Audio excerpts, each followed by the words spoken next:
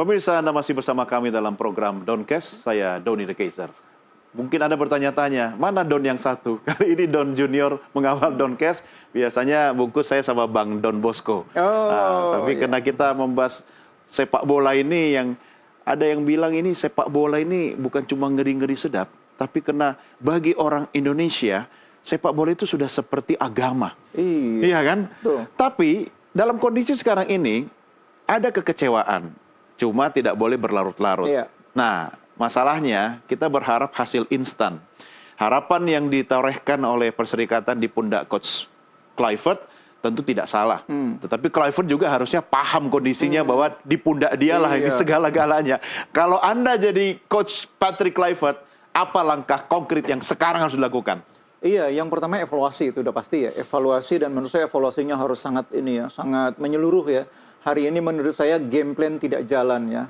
Strategi pergantian pemain juga tidak mampu mengangkat permainan tim. Itu juga harus dievaluasi. Dan yang ketiga, mungkin harus dipikirkan oleh Coach Patrick Kluivert. Apakah mungkin di pertandingan berikutnya memainkan strategi yang berbeda? 5 hari lagi? Iya, cuma 5 hari kan. Iya, tapi minimal itu lebih panjang waktunya ketimbang yang kemarin. Kemarin kan cuma 2 hari. Dan yang kedua, pertandingan besok ada waktu untuk mengevaluasi hasil hari ini. Ini selama 5 hari ke depan sampai melawan Bahrain, kita lengkap ya? Artinya pemain tidak ada yang kembali dulu ke Eropa gitu, enggak ya? Betul, masih ada tambahan pemain, ada Justin Hubner, ada Orat Mangun, itu menambah menurut saya. Siapa tahu Egy juga sudah bisa pulih ya. Karena salah satu faktor yang tadi juga terlihat kurang optimal kan, sepertiga akhir permainan lawan, kreativitas di depan agak kurang. Kita bermain dengan 3 pemain depan tadi ya. Salah satunya ada Ole, ada Rafa Strijk. Tapi memang terlihat bahwa kerjasama di antara 3 pemain yang dimainkan di depan itu tidak membentuk chemistry yang kuat. Sehingga akhirnya peluang sangat terbatas. Kerjasama itu tidak bisa instan. Memang harus dibangun melalui chemistry yang kuat kan. Ditambah lagi harus ada pemain kreatif. Itu yang tidak boleh dilupakan. Hari ini kita punya Tom Haye. Tapi Tom Haye ini kan jelajahnya tidak terlalu luas. Karena dia tipikal pemain yang deep lying midfielder ya. Dan dia juga dari segi usia juga mungkin agak sulit kalau untuk bermain lebih versatile ya. Karena itu dia banyak main dari tengah lapangan. Umpan-umpan terobosan, bagi-bagi bola. Nah harus ada di belakang Ole itu pemain kreatif gitu. Atau di sampingnya. Siapa menurut Anda yang paling itu pas? Sebetulnya Egy bagus. Egy ya? Egy. Karena Rafa Strijk itu bukan tipe itu. Dia tipe pendobrak. Kalau ada Rafa di depan, ada Orat Mangun. Kemudian ada Ole, ada Egy, daya dobrak kita mungkin akan lebih baik. Nah, pemain-pemain ini nanti bisa dimanfaatkan di laga yang kedua. Nah, karena itu Coach Patrick bersama Alex Pastur dan jajaran pelatih yang lain evaluasi. Tidak hanya soal permainan secara tim, tapi per unit dievaluasi. Lini depan kesalahannya apa? Harus detail ya. Lini tengah kesalahannya apa? Lini pertahanan apa? Dengan pemain sekualitas Miss Hilher, Kevin Dix, Kelvin Verdong, termasuk kita punya Jai Ijes. Pertahanan kita hari ini tidak mencerminkan itu. Ini tim yang materi pemainnya, itu kualitasnya tuh banyak yang bagus. Ya mungkin bukan kualitas A, tapi B+ gitu. Mungkin sebagai pemain profesional, pribadi-pribadi mereka bagus. Tapi as a team tidak maksimal. Belum maksimal. Harus ada mungkin trigger ya, sebagai faktor pemicu untuk keluar kemudian chemistry yang atau mungkin the power of kepepet dalam kondisi di lapangan? Biasanya trigger itu 2. Seorang pemimpin yang ada di lapangan. Argentina itu pemimpinnya itu Maradona. Itu bisa membuat tim pemain yang kata orang sih Diego Maradona dan 10 batang kayu gitu kan. Orang suka bilang begitu kan. Tapi apapun kita butuh pemain seperti itu. Nah di kita, itu sayangnya belum ada. Seharusnya siapa? Harusnya Tom Haye. Karena dia pemain paling senior. Pemain yang paling disegani oleh pemain lain. Cuma memang tidak cukup hanya Tom Haye, karena seperti yang saya bilang tadi, tim ini baru, saling mengenalnya itu baru. Kalau di klub itu kan tiap hari ketemu, enak, membangun chemistry itu enak. Nah yang kedua, yang paling mungkin selain pemain yang bisa menjadi perekat, menjadi motivator, itu sebetulnya pelatih. Jadi di sini nanti ujiannya kualitas seorang Patrick Kluivert. Bagaimana membuat tim yang sedang turun ini bisa segera up lagi. Itu kualitas pelatih di situ. PR-nya banyak ya sebenarnya. Karena kita menghitung waktu yang sangat sempit, 5 hari. Ketika dia bicara tentang strategi, formasi, kemudian menempatkan para squad sesuai dengan strategi yang dia sudah pilihkan. Tetapi di satu sisi dia harus membangkitkan chemistry as a team. Dan itu bukan perkara gampang, Bungkus. Iya. Nah, itu bagaimana? Motivasi nomor Motivasi, satu. ya? Motivasinya harus dinaikkan dulu. Tadi yang saya bilang pertama itu kepercayaan diri, pulihkan kepercayaan diri. Kedua, naikkan motivasinya. Menaikkan motivasinya supaya mereka fight lagi menghadapi Bahrain, sehingga nanti keluar kemampuannya lebih dari 100%. Kalau bisa 110% istilahnya gitu ya. Iya. Nah, itu tugasnya pelatih Kan memang. perbedaan pelatih Korea sama Belanda itu kan apa yang terjadi di ruang ganti itu menentukan. Harusnya kan kelebihannya Kluivert itu di situ kan, Bung ya. Dari segi komunikasi. Dari segi komunikasi Tapi dia bisa kan- memotivasi harusnya. Tapi kan dalam ilmu kepelatihan, komunikasi itu cuma salah satu. Ada yang namanya kemampuan taktikal. Ada yang namanya kemampuan atau jiwa leadership. Punya nggak nih Kluivert kemampuan sebagai seorang pelatih menyalurkan leadershipnya, kepemimpinannya untuk memotivasi? Tidak terlihat. Enggak, maksudnya dalam situasi kebatinan kan kita baru mengalami ini nih. Kan kalau kemarin kita belum lihat apa-apa. Hari Oke. ini kita melihat Kluivert tidak mampu membawa tim ke level performa yang diinginkan. Artinya di bawah, below par gitu Iya. ya. Nah, Akhirnya itu semua bermuara kepada dia kan. iya, sekarang mau nggak mau dia harus menaikkan dari below par ini naik ke atas. Supaya pemain bisa tampil dengan kualitas di atas kemampuan mereka. Secara tim mereka bermain lebih dari yang kita lihat hari ini. Yang bisa melakukan itu pelatih terutama. Walaupun memang pemain juga bisa. Iya, tapi iya. lebih besar perannya di pelatih. Bagaimana dengan dukungan tim kepelatihan kita? Ya, saya sebetulnya sejak awal sudah melihat materi pelatih kita itu kan bagus-bagus.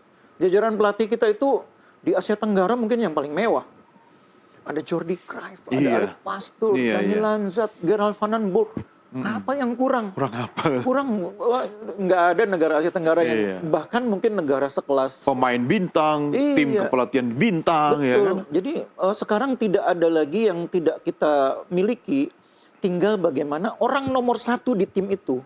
Orang nomor satu itu siapa? Pelatih. Kluivert. Harus bisa memanfaatkan semua tools yang dia punya itu menjadi alat untuk membalikan keadaan.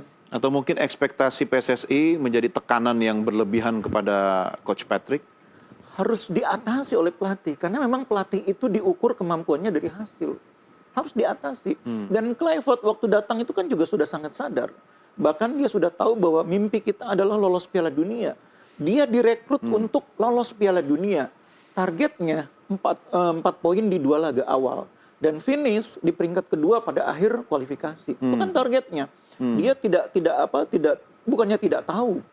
Dan dia sadar bahwa tantangan itu tidak mudah.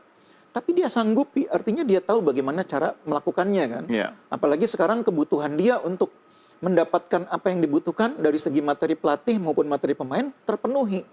Jadi pertandingan berikutnya lawan Bahrain itu menurut saya betul-betul ujian kualitas seorang pelatih. Ya, 4-3-3 bukan sebuah kesalahan.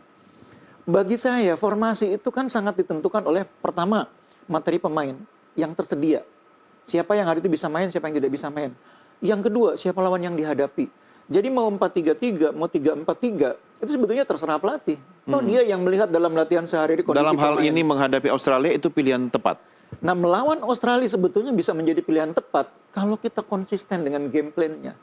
Masalahnya Itu tadi nggak konsisten. Nggak konsisten. Baru kita kebobolan 1 gol, tiba-tiba pemain seperti kehilangan kepercayaan diri, terus keluar dari game plan. Lalu mungkin ini tidak mungkin pemain keluar dari game plan juga kalau tidak karena arahan pelatih kan. Tiba-tiba kita bermain dengan 3 back dan beberapa pemain yang seharusnya bermain di belakang bermain sangat tinggi. Mungkin jarang sekali kita melihat Misilhur itu sangat tinggi. Jai Ijaz juga sangat tinggi. Iya. Sehingga ada momen di mana kita hanya menyisakan 1 orang di belakang menghadapi serangan balik cepat lawan. Itu kan artinya game plan yang disiapkan di awal itu tidak dipatuhi secara konsisten. Ya, Bungkus. Beberapa waktu sebelum akhirnya tim Garuda kita menghadapi Australia kan nama-nama yang bakal menjadi bintang lapangan banyak mencuat di media termasuk dari tim Australia. Tapi sebenarnya lebih banyak di kita. Iya. Ya kan? Lalu ketika Anda lihat di lapangan, siapa yang kemudian dari timnas Australia yang terkonfirmasi memang bintang gitu loh, as a team? Ya, kiper mereka Ryan itu emang berkualitas. Oke, ya. memang. Dia Iya. sangat percaya diri, Benar, sangat tenang. Irvin juga sebagai pemain senior kelihatan sangat. Aziz Behich juga sangat. Saya melihat memang secara tim sebetulnya rata ya. Tidak ada yang betul-betul menonjol sebetulnya Australia itu. Beda waktu zamannya Australia ada Harry Kewell. Beda waktu Australia ada zamannya punya beberapa pemain yang secara kualitas Max Schwarzer gitu Iya, sangat iya. menonjol. Sekarang tuh sebetulnya rata Australia itu. Aspek pengendalian emosi ketika di lapangan, Itu juga yang saya salut ya. Mereka tenang loh, Tenang, kan? digempur. Jadi sebagai tim tuan rumah yang peringkatnya puluhan kali di atas Indonesia, 10 menit digempur itu kan, waduh ini apa-apaan ini gitu ya. Iya. Tapi mereka tenang, mereka tetap disiplin, tetap fokus. Diminta pelatih untuk defense dulu, mereka defense nunggu. Begitu saatnya mereka keluar, mereka keluar. tapi Itu kan- kita juga kalau sudah dapat 2 angka juga pasti tenang segitu. Jadi belum tentu juga. Belum tentu. Belum tentu juga karena kematangan itu tadi seperti yang saya bilang, kematangan kematangan, itu ya. ditentukan juga oleh seberapa lama mereka berkumpul sebagai tim. Nah, kita memang persoalannya di situ kematangan. Kita Iya. belum matang sebagai tim, secara individu bagus, sebagai tim belum matang. Iya. Belum istilahnya sih belum nyatu gitu loh, belum ngebentuk sebagai satu Iya, unit yang solid iya. gitu. Makanya sepertinya agak renggang ya. Jadi Australia lebih mudah masuk ke kita. Seringkali kehilangan posisi Iya. pemain-pemain kita, dan ketika mengalami transisi serangan balik yang cepat dari lawan, pemain kita sering kedodoran Iya. karena itu tadi. Iya. Kaget Kaget nggak? disiplin. Ya itu saya agak kaget juga gitu loh. Nah, terus ada pertanyaan yang menarik. Kenapa kita berani main dengan garis pertahanan yang tinggi? Itu pertanyaan yang menjadi ramai di dunia medsos hari ini ya. Jadi kesimpulannya jadi begini. Kenapa selama dipegang Sintayong kita tuh main ngandelin serangan balik? Kenapa kalau dipegang Sintayong kita tuh cenderung bermain dengan taktik seolah parkir bus? Hari ini mungkin orang tahu jawabannya. Oke. Mungkin hari ini orang tahu, oh ternyata. Iya, iya. Mungkin ya, kalau Iya. orang yang paham bola, akhirnya hari ini, pantas selama ini Sintayong mainnya agak sedikit parkir bus. Pantas selama ini Iya, Sintayong iya. mainnya agak counter attack, Iya. serangan balik. Itu sebabnya. Kalau kita main garis pertahanan tinggi, Iya. ya kayak hari ini. Iya. Tapi bukan berarti kita membenarkan ST, bukan Oh, ya. saya baru mau bilang ini tanda-tanda kangen sama ST. Bukan berarti itu. Tapi mungkin ini harus menjadi konsideran, pertimbangan bagi Coach Patrick Kluivert dan jajarannya, bahwa mungkin kita ini memang harus main lebih lebih pragmatis dulu. Kan taktik parkir bus, counter attack itu pragmatis. Iya, iya. Dan orang mungkin nggak suka begitu dapat Patrick Kluivert, saya mau lihat total football. Iya. Orang begitu dapat Iya, Patrick Kluivert, iya. yang diharapkan apa dari Patrick Kluivert? Saya mau lihat total football. Iya. Apalagi ada Vandenberg, ada Alex Pastoor. Iya. Jadi makanya mainnya berani keluar dengan taktik dengan garis pertahanan yang sangat tinggi.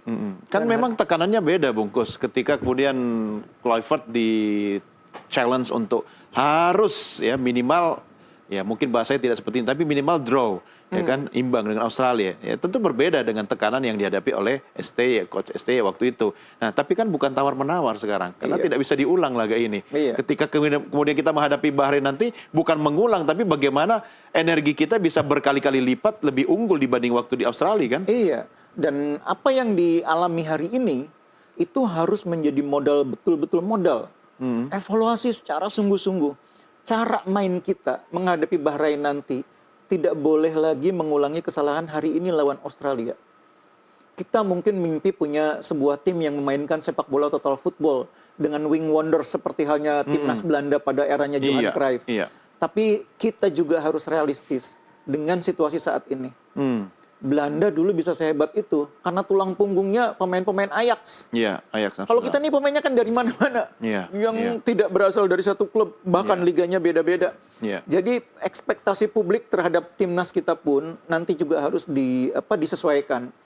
Kalau kita main defensif atau cenderung menunggu melalui serangan balik, nggak juga dibilang bahwa kita menjadi tim yang parkir bus. Bukan Iya. itu. Iya. Urusan taktik itu serahkan kepada pelatih Iya, memilih kita harus yang percaya pelatih ya. harus percaya bahwa pelatih memilih yang paling sesuai dengan kebutuhan tim dan materi pemain yang tersedia. Iya, tapi artinya ketika Anda katakan itu bahwa hasil kita kemudian digilas oleh Australia ini bagian dari sebuah proses yang harus kita terima dan kita lalui. Iya, setuju. Saya pikir itu. Kita menghadapi situasi di mana kita memang tidak ideal hasilnya, tapi memang ini mungkin yang perlu kita lewati sebelum mendapatkan hasil yang lebih baik. Oke, baik. Kita rehat lagi Iya. sejenak, Bungkus. Pemirsa, jangan kemana-mana. Downcast segera kembali sesaat lagi.